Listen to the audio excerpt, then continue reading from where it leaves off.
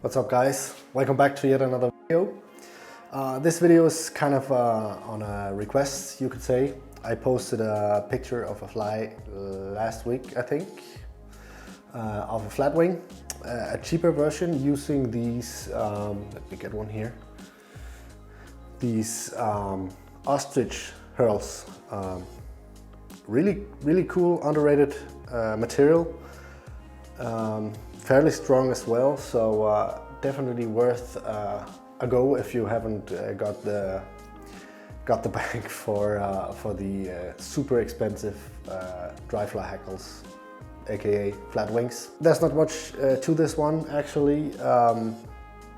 I'll try to walk you guys through the steps as good as possible to get the right taper for this one. I got some DMs regarding this fly, and it seemed some of you guys were struggling to build up the right taper of the fly, so I'll try to walk you through that. Let's jump down to the vise here and crank out this ostrich baitfish kind of thing, whatever.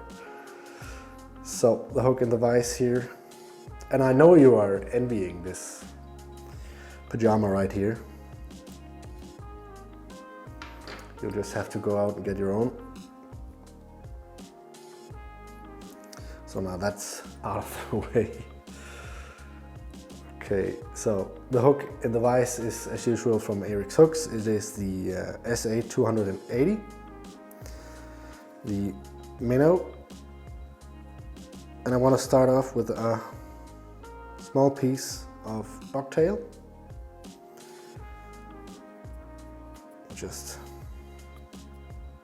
Now I have already all the materials laid out here for the length of this video, or for the sake of the length of this video. If I had to cut everything out, it would be a really long one, so I've already done that.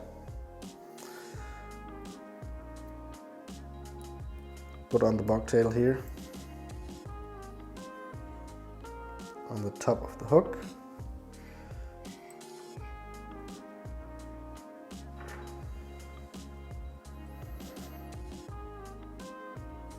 Trim off what you don't need.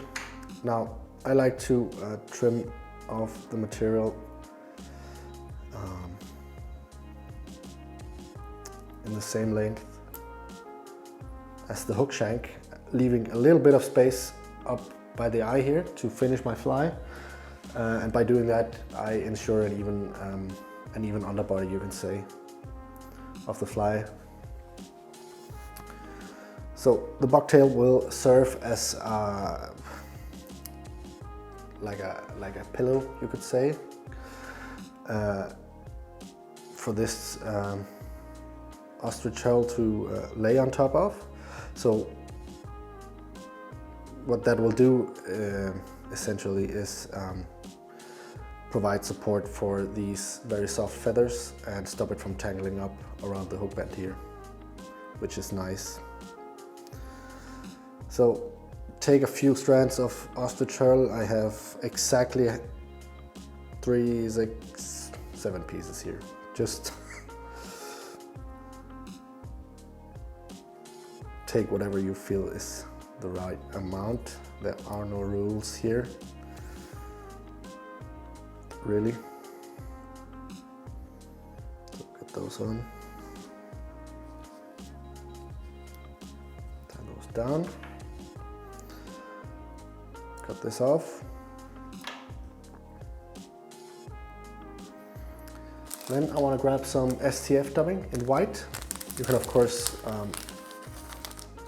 really mix and match the colors here. Like I said, there are no rules.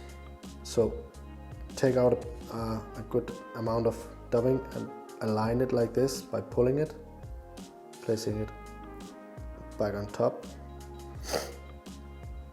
and that will align the fibers roughly. I think I need a little bit more. So just work a little bit with it, like this, and then I want to place it like this on the hook, make 2 loose wraps, and then just tighten that down. Go forward a little bit, and then double this back over on itself and tie on top of that. Just a few wraps, that'll do. So as you can see here, you're left with the ostrich hurls will be embedded in the dubbing here. And take some more.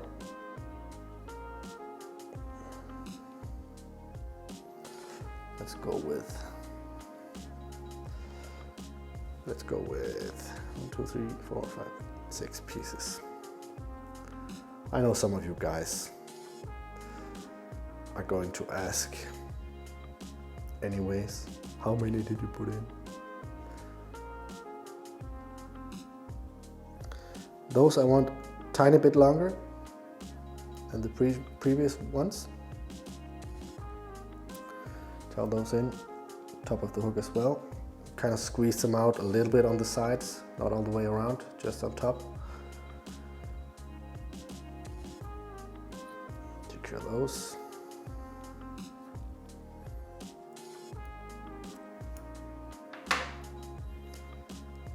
Okay. Same thing again with the dubbing, just a little bit more this time.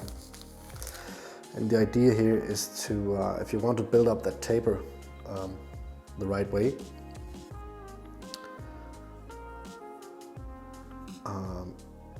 you want to start off with a small amount and then gradually take a little bit more as you move up the hook shank. So same thing, a few loose wraps, and turn this back over on itself. Get some turns on top of that.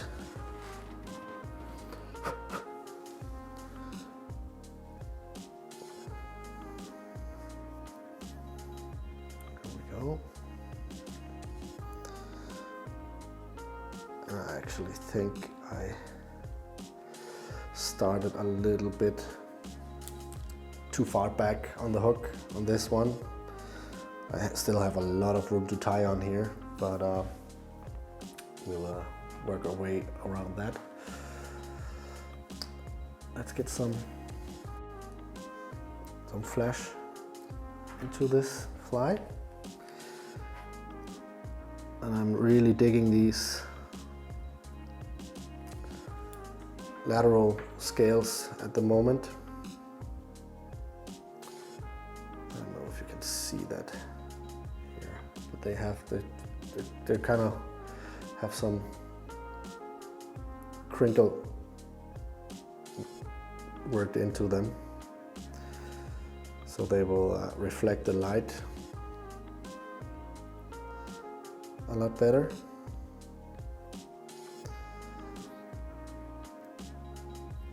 And as always, I like to put 2 on each side of the fly. You don't want to overdo it, especially not with the seatrout flies.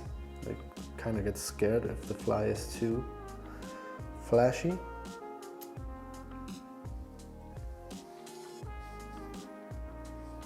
So just a little bit to get their attention. Same thing on the other side. And then just trim these a little bit different lengths.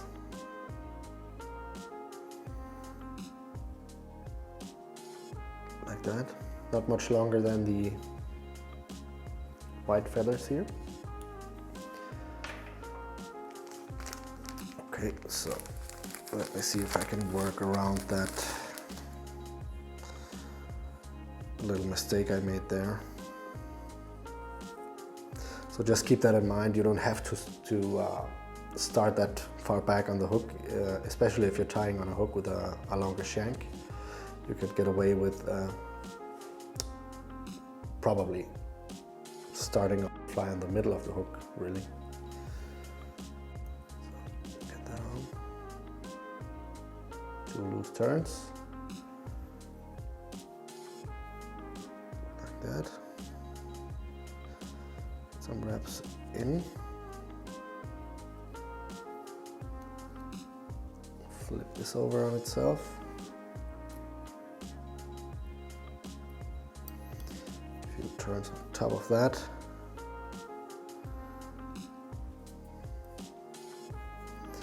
And let's get some olive feathers in here, and for the last bundle you can really take a decent amount. What do I have here?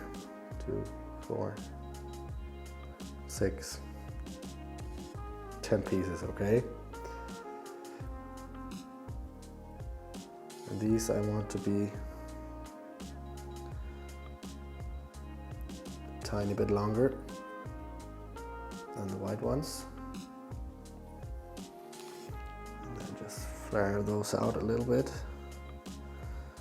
over the top of the fly here.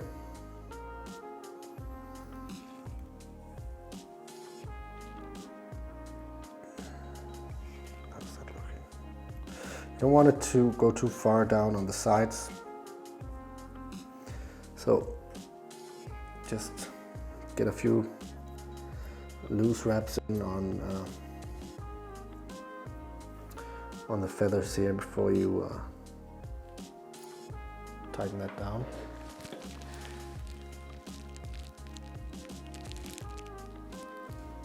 There we go.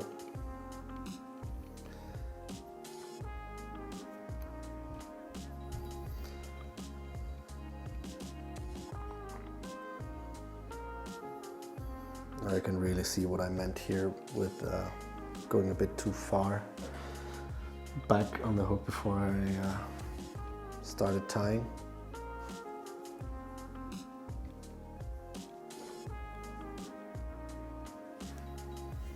Let's get a whip finish in on this one.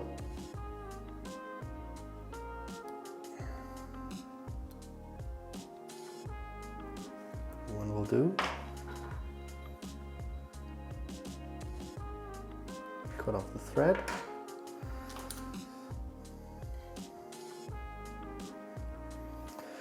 So let's get out some UV resin. And you know the trick here. I like to put a little bit on my fingers. Of course, if you don't want to put it on your fingers, use your needle and work it in that way.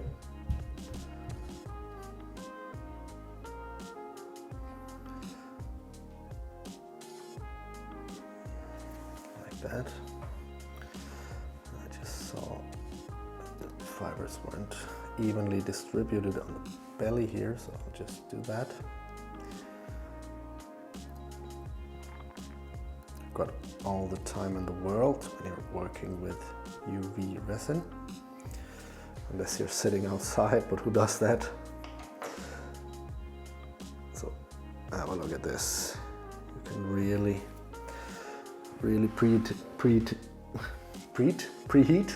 predetermine the shape of the fly here when you do it this way. So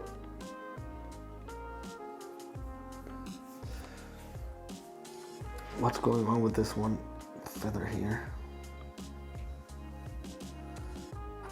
That is looking better.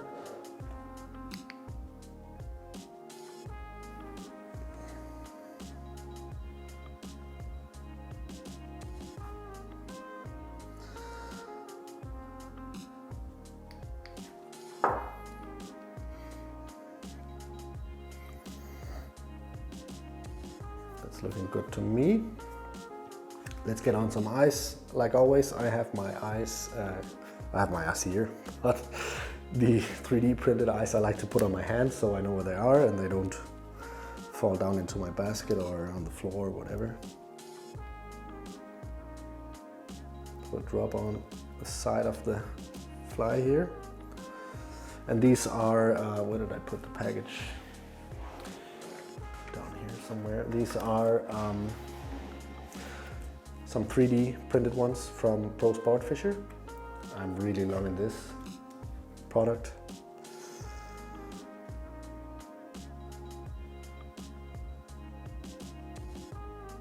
stick on an eye. And these are really great because they are so flat.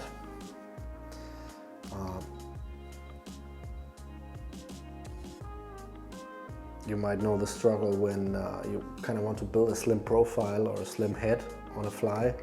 And if you use 3D printed eye or 3D eyes with epoxy already applied to them, the head can get really, really thick. So these 3D printed, but not, they're not covered in resin, so they're just really, really flat like this.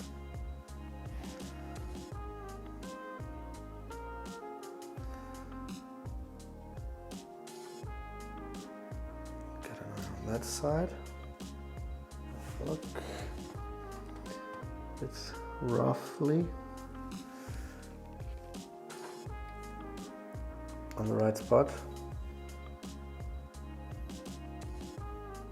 Just cure that resin.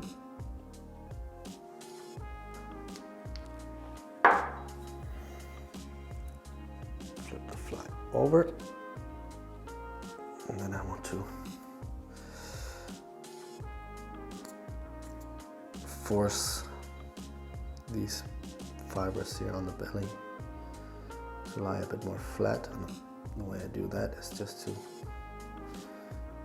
put on some resin here and kind of pull the fibers up like this, and then just hit it with my lamp.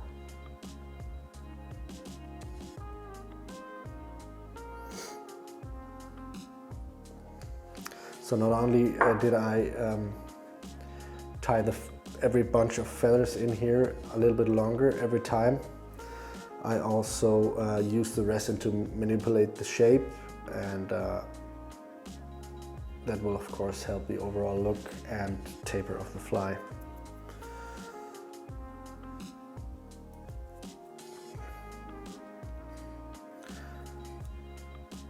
Actually, I think I want a little bit of orange on the belly here. Just clean this up a little bit, like that. So, I kind of want to add a little bit of orange underneath the head of the fly here.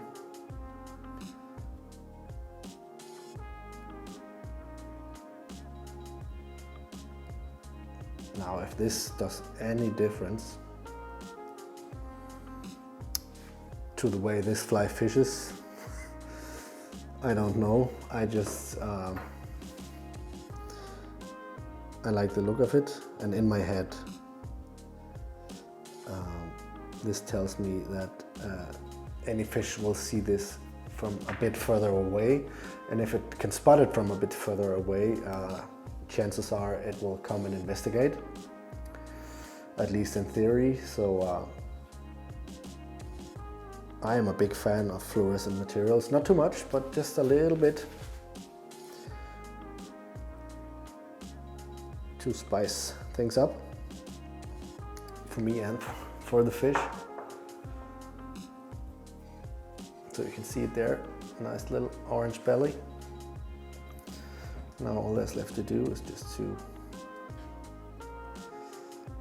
make a nice resin head.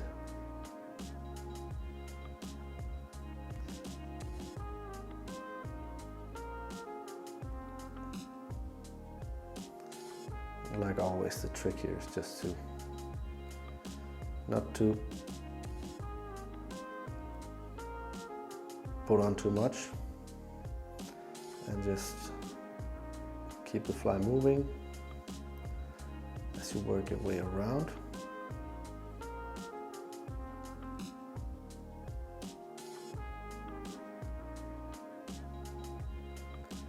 Make sure I cover the eyes like that.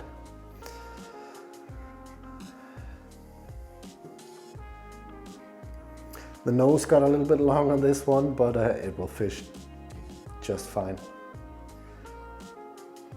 I might be able to fix that a little bit more. Secure that one layer here.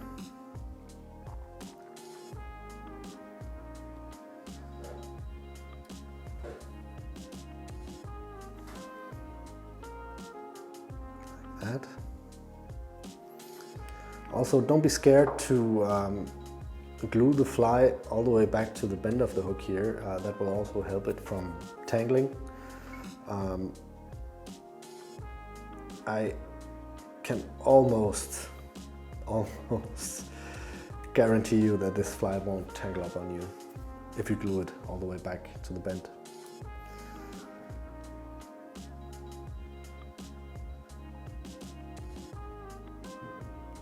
So let me just, for the sake of my perfectionism,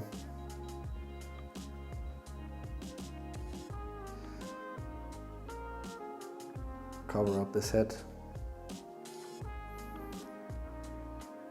one more time, make it look even prettier.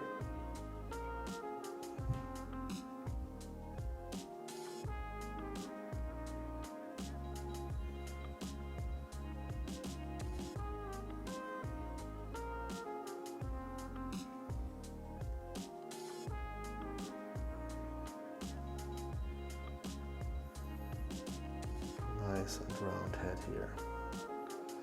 That turned out really well. So just keep that moving fairly fast. If you have a vise that can rotate like this, it of course helps.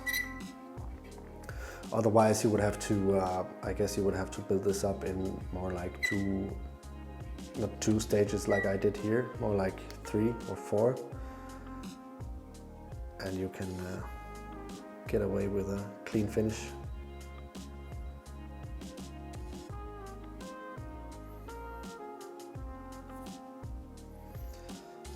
And of course, for every layer you have to shine on it with your lamp a little bit longer, just to make sure that it's cured all the way through. I think mine is, no, yeah. So there you have one finished flatwing baitfish, a fairly big one. But if you see some of the spin fishes on the coast, they fish lures even bigger than this. And